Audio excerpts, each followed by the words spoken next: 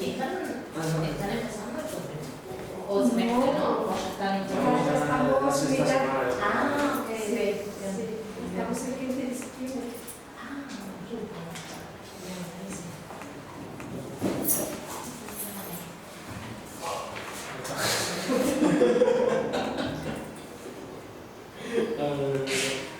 Yo quise sacar. Bueno, vamos a sentar.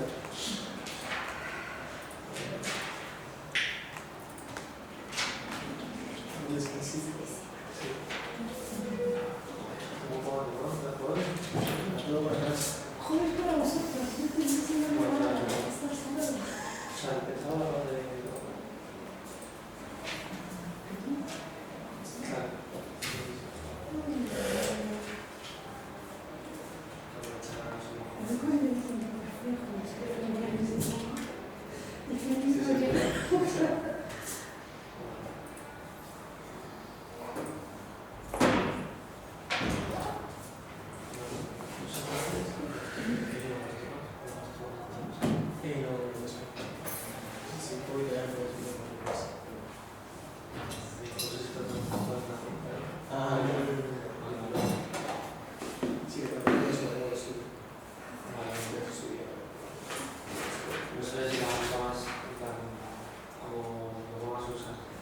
Ese punto me interesa.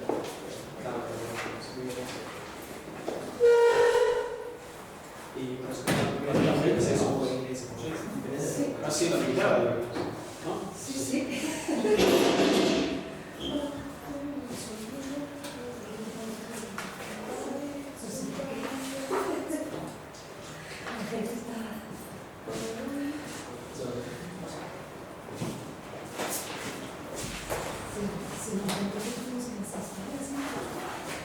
¿Qué vamos a decir?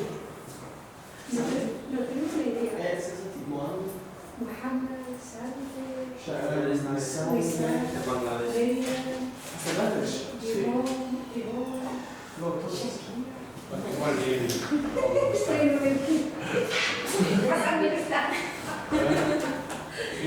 Lo paso lista, ¿eh? No os dais cuenta. Mira, como mi idea, ¿eh? Está todo controlado, ¿eh? Ay, Sí, también está.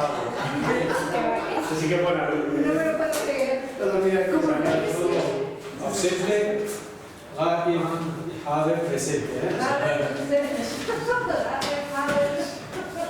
Porque sí, tenemos que controlar, ¿no? Que viene.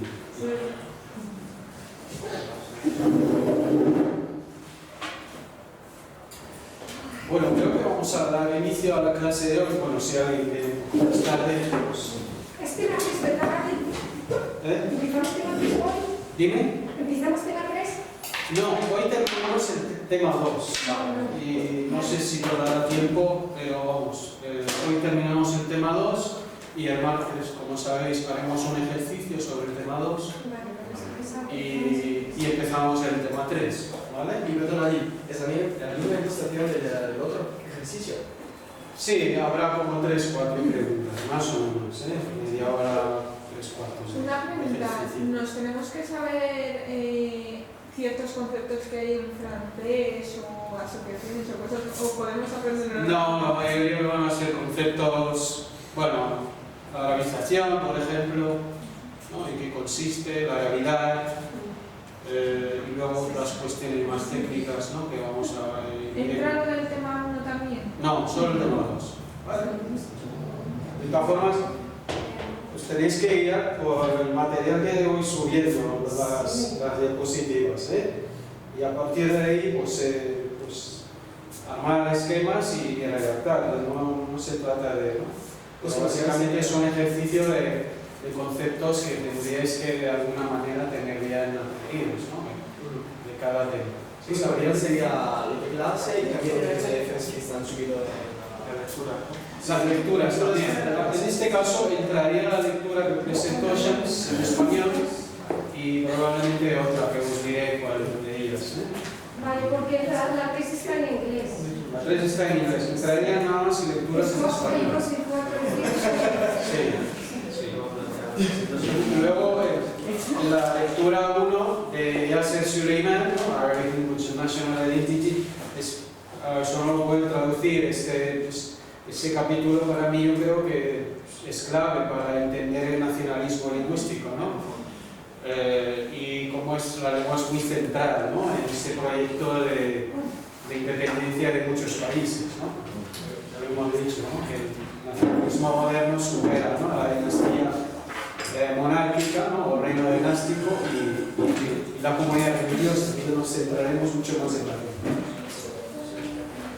Bueno, hoy tenemos una investigadora que viene desde Argentina y también doctoranda que está haciendo su tesis, Melissa Happel, que va a asistir a la clase de hoy, y el martes que viene. Melissa está haciendo un stand algo de un proyecto de Redis Link con varias universidades latinoamericanas y la Autónoma de Madrid. La Complutense no está en el proyecto, pero simbólicamente sí está. Y nada, pues no sé si te quieres presentar rápidamente, Beli, y ya te cuentas también un poco de tu tesis y... Ok. Sí. Sí, un poco me presenté igual que las chicas que no estaban. Que bueno, estoy acá hasta fin de mes haciendo unas prácticas, que son un par de actividades en el marco del proyecto de discriminación lingüística. Yo en Argentina estoy trabajando con políticas lingüísticas de enseñanza de lenguas indígenas en las universidades. Como algo supongo, de los últimos 20 años, en las comunidades indígenas en Argentina, las lenguas indígenas fueron desplazadas no solo del territorio, sino también de las universidades y del sistema educativo en general, en la conformación del Estado-Nación en Argentina. Entonces, bueno, después de idas y vueltas, luchas, marchas, cortes de ruta, porque está como muy vinculada la lucha por la lengua también con la conservación del territorio y con los cortes de ruta específicamente como dispositivo de lucha de las comunidades. Después de muchos años de idas, vueltas y demás, hace no tanto tiempo, unos 20 años atrás, empiezan a abrir espacios de enseñanza de lenguas indígenas y empieza a cambiar también un poco la forma de ver la enseñanza de las lenguas en la sociedad también, porque la enseñanza de las lenguas en nuestro país indígenas fueron destinadas a los indígenas como una cuestión como de conservación y demás. Bueno, y en las universidades ahora lo que se empieza a ver un poco que esa enseñanza está dirigida hacia los blancos también, lo cual hace que el dispositivo cambie y el sentido de la enseñanza también cambie. Entonces, bueno, estamos mirando un poco eso. Y esa es su tesis. Esa es mi tesis. En algún momento se va a armar. Bueno, y fue también alumna mía del seminario que di, también de política lingüística, ¿no? De África. Tenemos compañeras estudiando también el fenómeno de África, entonces, sí, fuimos todas espero que sea repita. Bueno, pues nada, hoy lo que vamos a ver es, vamos a conectar la teoría postcolonial con la teoría, ¿no?, en política lingüística, y ver un poquito ese concepto de la territorialidad colonial, ¿no? Cómo se reconstruye a partir de la lengua como eje, ¿no?, en esta construcción de esa territorialidad colonial. No solamente de la territorialidad colonial, sino también de la colonialidad lingüística, ¿no?, entendida como, ¿no?, los grandes ejes que hay en el mundo, que son francofonía, anglofonía, hispanofonía, rusofonía, ¿no?, como estas categorías nos interesa también criticadas desde la teoría postcolonial, pero interseccionada también con cuestiones más económicas y geopolíticas, ¿no? En el caso de la francofonía en concreto es lo que vamos a analizar en esta clase. Aunque el castellano o el español nos interesa bastante, que vamos a ver también la cuestión del español en Marruecos.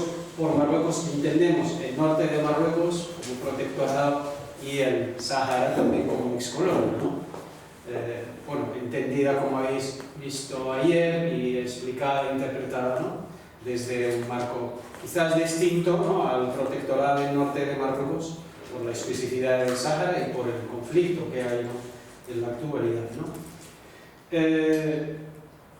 Y luego vamos a intentar de alguna manera ver cómo la élite, en concreto la élite francófona, nos interesa bastante la élite francófona marroquí, y no solo la élite francófona, también espacios de decisión y de toma de poder importantes, sobre todo en el caso de los ministerios, ¿no?, de educación y educación superior, ¿no?, a raíz de una reforma que se está implantando en Marruecos con la ley llamada, ¿no? La alternancia de lenguas, ¿no? Y cómo se va a implantar el francés sustituyendo al árabe, ¿no? Y cómo vamos a discutir también esta nueva política de lingüística en Marruecos, interseccionada con economía, francofonía, ejes de poder y geopolítica, ¿no? No sé si habéis escuchado de esta nueva política lingüística que está implantando Marruecos en árabe, se llama Tchalaout, la alternancia lingüística, ¿no? Y donde el francés va a sustituir el árabe, ¿no? Sobre todo en la enseñanza técnica, matemáticas y todas las ciencias exactas, en secundaria y por supuesto en la universidad ya lo hemos visto, ¿no? Entonces, voy a empezar la clase con un ensayo clásico que a mí me ha aclarado muchas cosas de Siegfried Marconi y Alistair Pennycook sobre la idea de cómo se inventan y desinventan lenguas, ¿no? en la época colonial, ¿no? Incluso en la época postcolonial, ¿no? Este ensayo creo que es clave para entender también la territorialidad colonial desde no solamente esos grandes ejes, francofonía, anglofonía, hispanofonía, sino también de cómo estas políticas lingüísticas durante el colonialismo no solamente han creado territorialidades coloniales, sino también han creado régimen, ¿vale? Para las propias lenguas locales, que eso es muy importante. Y este régimen ha ido inventando lenguas que en realidad no corresponden con los propios intereses de la población local y con la propia realidad de la población local, ¿no? Entonces hay esta idea de cómo también se han intentado de alguna manera, el concepto por ejemplo de criollo y pidgin son invenciones coloniales, ¿vale? Cuando en realidad en África esta idea de pidgin y criollo son denominaciones, digamos, no corresponden, digamos, a lo que la gente cree que es o al uso cotidiano, ¿no? O al imaginario que tienen las poblaciones locales sobre estas prácticas, ¿no? Os recomiendo leerlo, aunque, bueno, alguna parte de él, pero no tanto si alguien está interesado, bueno, está en PDF en algunos capítulos del libro, ¿no? Luego aquí os he puesto para mí unas lecturas que son, digamos, claves para entender la territorialidad colonial asociada a las lenguas coloniales en Marruecos, sobre todo, ¿vale?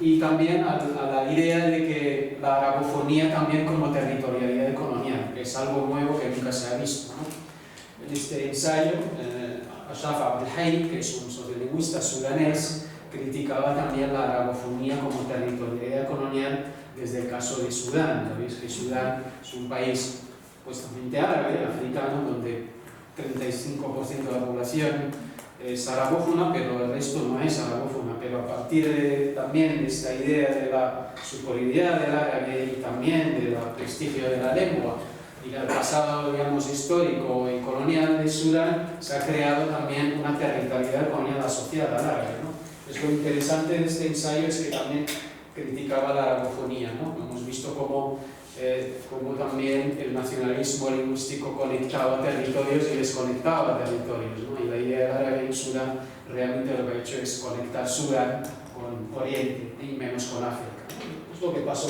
con el tema de la Masía en Marruecos, ¿no? Luego el resto son ensayos exclusivamente sobre Marruecos, sobre el español y también sobre el francés, si alguien está interesado, lo voy a subir al campus, pero si está interesado en leerlos, pues lo puedo enviar o subir al campus, La mayoría está en inglés, pero hay dos en español, ¿no? Un artículo de Laura Morgenthaler, que hizo un trabajo excelente, etnográfico, sobre el español en el Sáhara, y un artículo mío que va a salir en 2026 sobre el español, ¿no? Conectado también con lo que habéis visto ayer, con la idea del africanismo, ¿no? Africanismo a lengua, ¿no? en el norte de Marruecos, sobre todo en los terrenos en el Sáhara.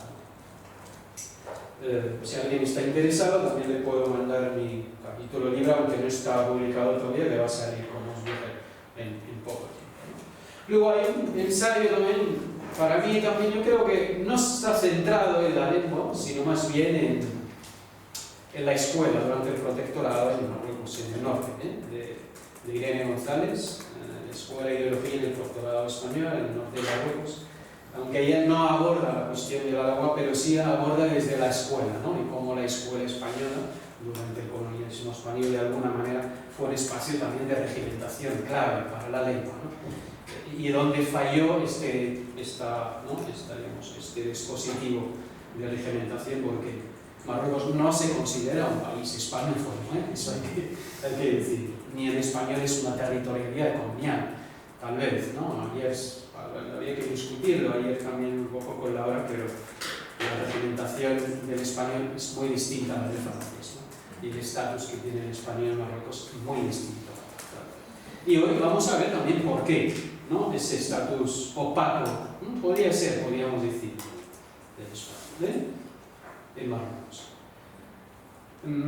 Vale, si tenéis alguna pregunta, luego pues prefiero que siga yo, luego pues si hay alguna pregunta me la dejáis al final, ¿no?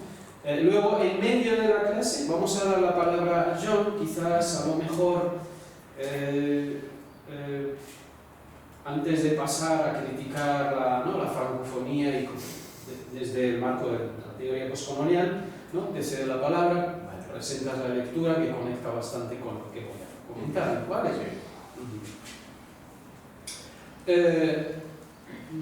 Vale. Bueno, pues antes de abordar la cuestión de lingüística del español, voy a empezar por el español, luego pues quizás que voy a hablar menos, abordar menos, examinar menos la cuestión del español, pero más la cuestión del francés, debido a que, como os dije, la territorialidad colonial francófona es mucho más fuerte y mucho más arraigada, ¿no? que la hispanófona, ¿no? Que vamos a ver por qué, ¿no? En los estudios sobre el colonialismo y lengua en África, en realidad se ha abordado esta cuestión a partir de distintos marcos, De hecho, uno lo hemos visto, pero hay tres en realidad, tres marcos, ¿no? El primero se enmarca dentro de una perspectiva, digamos, política y económica, que es los ensayos de Wallenstein. De hecho, yo creo que hablé de un ensayo de Wallenstein sobre Estado, raza y nación, y Balibar, ¿no? Y cómo en este marco más político y económico y menos lingüístico, ¿no?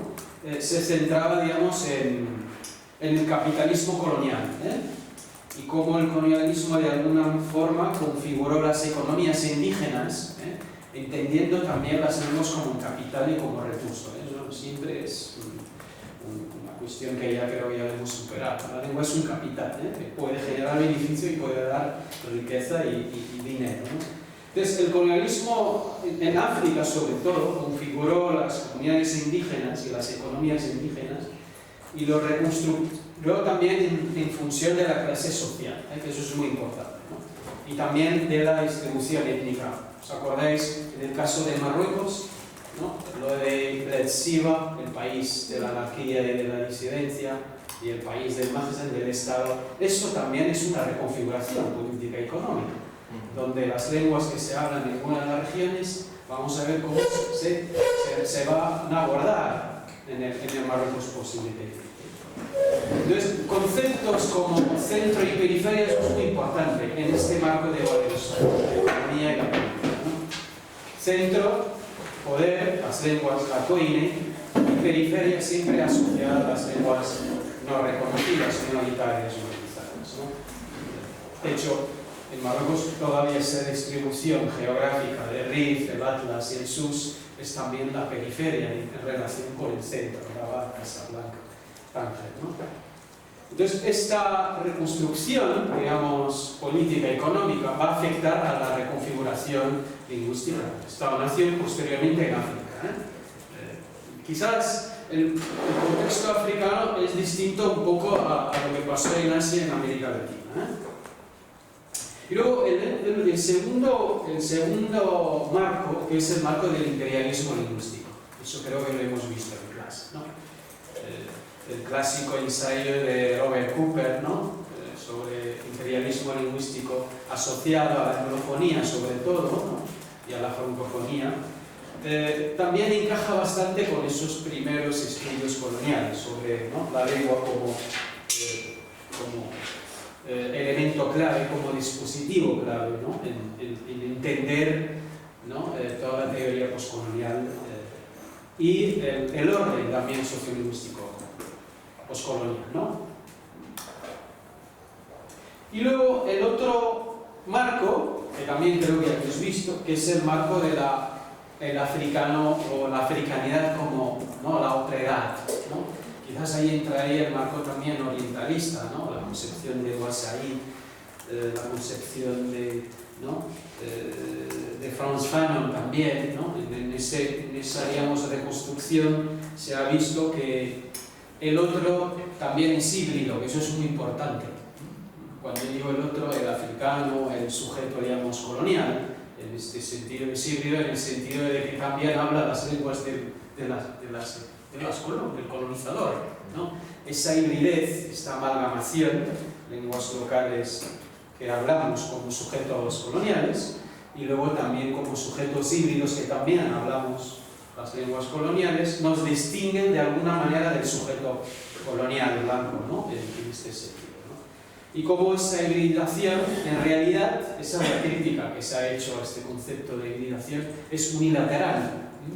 No se ven las lenguas como un conjunto, sino se ven como también monolingüismos, ¿no?, en que yo hablo francés separadamente del árabe o del bereber, ¿no?, como unilateral, ¿no?, es esa hibridez.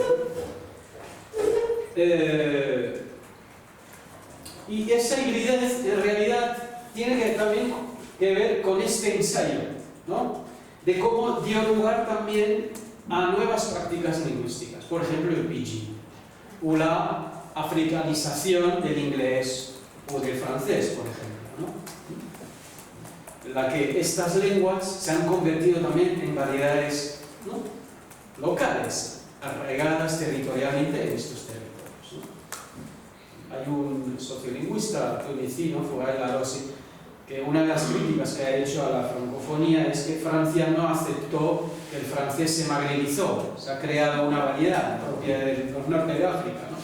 Y esto dio lugar a que la idea del normativismo francófono y francés, sobre todo, muy arraigado en esa idea de Estado-nación, también una sola lengua, una sola cultura, también afecta a nuestra forma de hablar en francés, ¿no?, y qué competencias y eso también pasa con el español, periférico, ¿no?, el latinoamericano, y como las academias, la academia de la lengua, la realidad, ¿no?, da prestigio y da más valor a la lengua del centro, del poder, que es el español peninsular en este caso, ¿no? Y también pasa con el árabe, donde el marroquí es una variedad muy desprestigiada en relación con el mashreqí, ¿no?, con las variedades de Oriente, ¿no? Y la tercera categoría, que sí que hemos visto que también va a influir sobre todo en esa territorialidad colonial, es la propia configuración del Estado-nación en África, ¿no? En el caso de Marruecos lo hemos visto, ¿no? Esta unidad, homogeneidad, ¿no?, que es también una invención colonial del general Lyoté en su momento, ¿no?, que todo el proyecto de Lyoté, en realidad durante el colonialismo francés, se va a convertir en un proyecto post-independencia de Marruecos, y todo lo que diseñó el Lyoté para Marruecos en realidad es lo que va a llevar a cabo Marruecos cuando se independice. De hecho, tenéis que leer también los ensayos de un famoso lyotista que es Robert Montaigne, que tiene muchos escritos sobre Marruecos. Y todo lo que dice en realidad se va a llevar a cabo como proyecto nacional en Marruecos. La idea de la invención en Marruecos también es una invención colonial, y eso lo hemos visto con el ensayo, ¿no?, lo estamos viendo, de Al-Majid. ¿Cómo vamos a relacionarnos con esos términos o esas territorialidades coloniales? Francofonía, lusofonía, hispanofonía, anglofonía, ¿no? Según Siegfried Marconi y también en este ensayo, Bussi Marconi, Ashraf Abdelhey y Mashir dicen literalmente que la anglofonía, la francofonía, la sufonía, la hispanofonía, la aragofonía también son discursos utilizados para describir las zonas geográficas asociadas al dominio británico, francés, portugués, respectivamente, español también en este caso. Bueno, ahora ven, ahí en el caso de Sudán es un poco discutido, pero vamos, que entraría en esta categoría. En esencia, ellos dicen, estos términos descriptivos no reflejan en modo alguno el mosaico lingüístico de África, ¿no? Pues cuando hablamos de la África francófona, en realidad lo que estamos haciendo es construir una realidad lingüística que niega toda la diversidad lingüística que hay, ¿no? Y subraya el predominio de las antiguas colonias en sus lenguas, ¿no? A expensas del complejo multilingüismo que existe en esta región. Es una construcción de alguna manera lo que hace es crear un régimen, ¿vale?, de dominio, de dominación, de hegemonía de las propias lenguas coloniales, ¿no? En el imaginario común. Pues, tampoco se habla, por ejemplo, de la masegofonía en el norte de África, menos que la francofonía o la aragofonía, ¿no? Entonces, el uso de dicha terminología de alguna manera nos sugiere que hay discrepancias, sobre todo entre el nivel institucional de cómo también el Estado-nación se representa como francófono, el caso de Marruecos, Argelia, Túnez, Argelia menos últimamente, y otros países, Senegal, por ejemplo, que tiene la única lengua oficial, el francés, y no ninguna de las lenguas locales, ¿no? Y el botanat, lo que pasa, ¿no?, en las esferas mucho más bajas, ¿no? Y cómo las sociedades o las comunidades locales también ven, ¿no?, cómo se relacionan con estas lenguas de las excolonias, ¿no? Eso es muy importante. Entonces, es un discurso que de alguna manera, según ellos, encapsula, ¿no?, otros términos y otras políticas que son principalmente monolingües y hegemónicas, con intereses principalmente económicos y geopolíticos, que vamos a ver en el caso de Marruecos con Francia.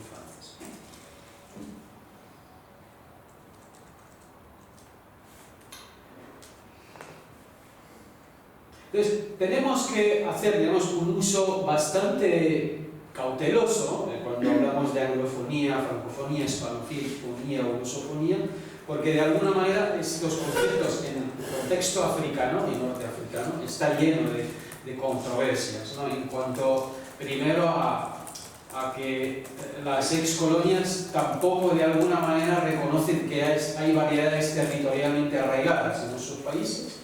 De hecho, si quieres estudiar en Francia, en Marruecos, tienes que hacer un test de lengua. Tienes que sacar el DAF, el diploma de lengua francesa, porque Francia no reconoce Marruecos también en términos lingüísticos como país que, de alguna manera, como en el caso de Latinoamérica con España, ¿no?, que no hay test de lengua para los latinoamericanos para estudiar. En Marruecos sí, en Argelia y Túnez también. Eso es también hay que decir.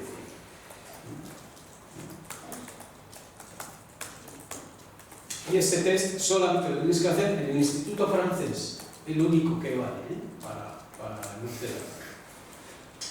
De alguna manera, también estas territorialidades lingüísticas reflejan también las políticas de que de alguna manera fueran bastante, como diría, en el caso del español, sobre todo improvisadas.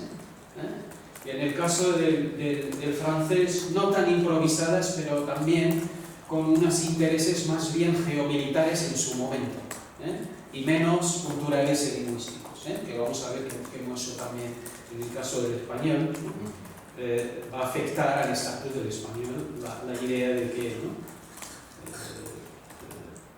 el interés era mucho más militar que cultural y lingüístico, ¿no? En el caso de Francia, posteriormente sí. De hecho, cuando se debatía el colonialismo en la Asamblea Francesa, hubo muchos desacuerdos entre la Asamblea Francesa y el Partido Republicano, ¿no? Sobre la idea de la colonialidad lingüística, ¿no? Y cómo se asocia, ¿no? la lengua también con el colonialismo, ¿no? Con esa territorialidad.